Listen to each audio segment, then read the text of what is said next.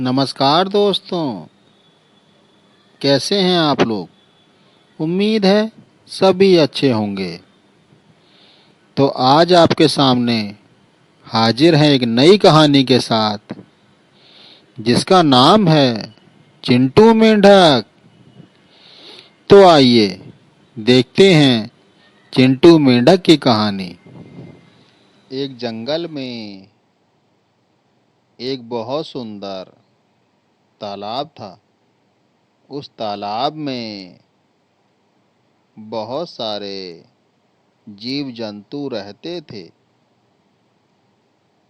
उस तालाब में एक चिंटू नाम का मेंढक भी अपने परिवार के साथ रहा करता था।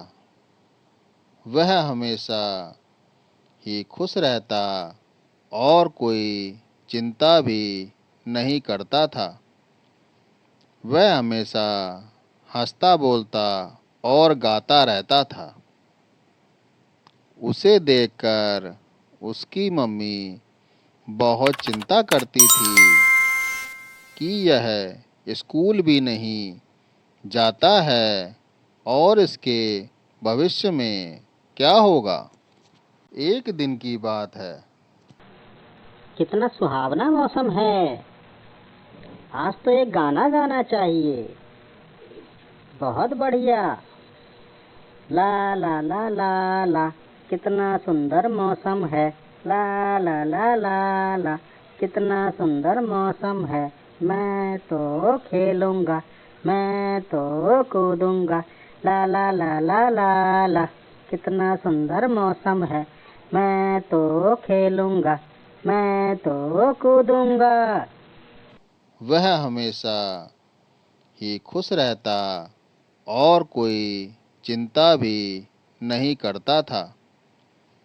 वह हमेशा हंसता बोलता और गाता रहता था।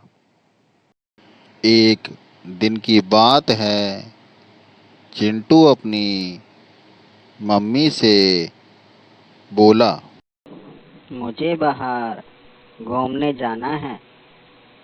मेरा यहाँ मन नहीं लगता है। अब मैं बाहर भी घूमने जाना चाहता हूँ।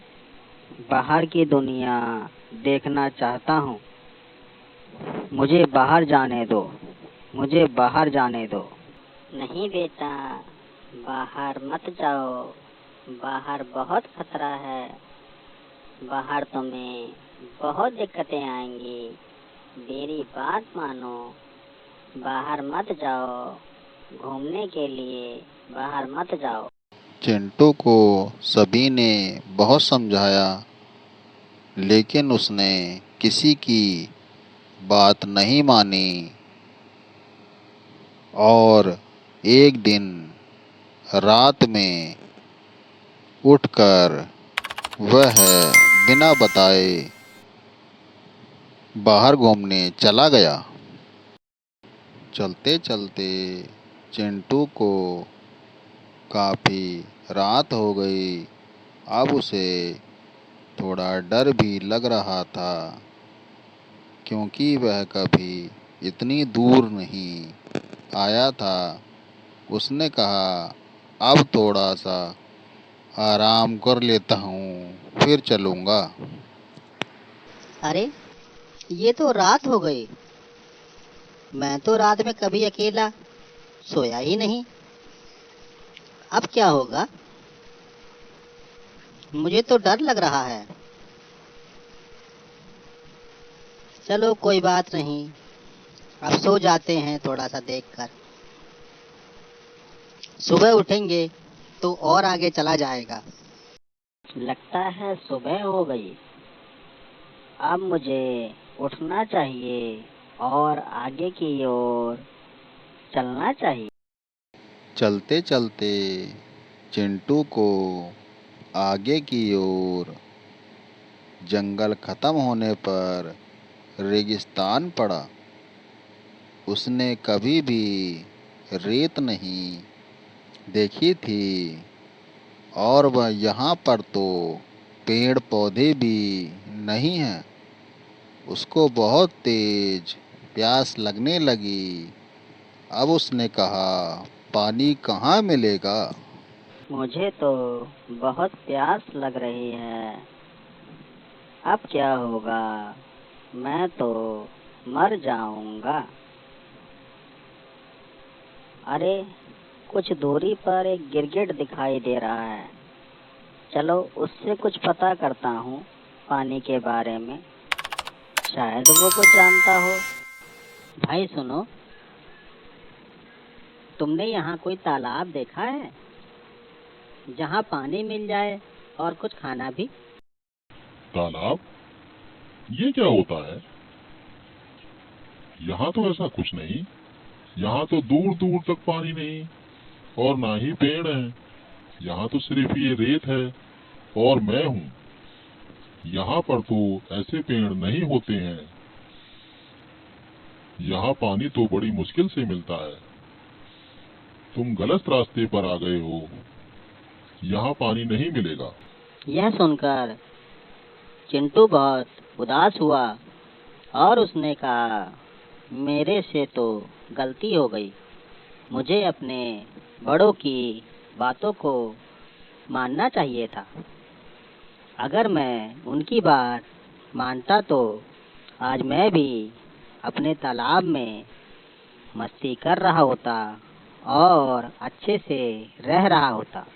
तुम ऐसा करो, मेरे पास थोड़ा खाना और पानी है। तुम इसको पी सकते हो और अपने घर को वापस लौट जाओ। ठीक कहा भाई तुमने। मुझे अपने घर को वापस जाना चाहिए। मैं आप सभी से माफ़ी मांगता हूँ। आप सभी मुझे माफ़ कर दो।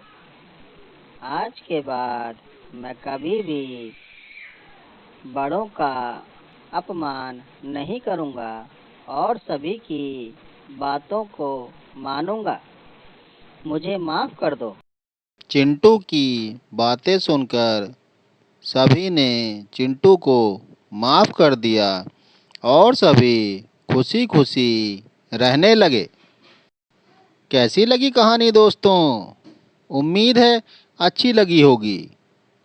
इस कहानी से यह सीख मिलती है कि हमें सदा अपने बड़ों की बात माननी चाहिए और उनका आदर करना चाहिए। तो मिलते हैं एक नई कहानी के साथ। तब तक के लिए धन्यवाद।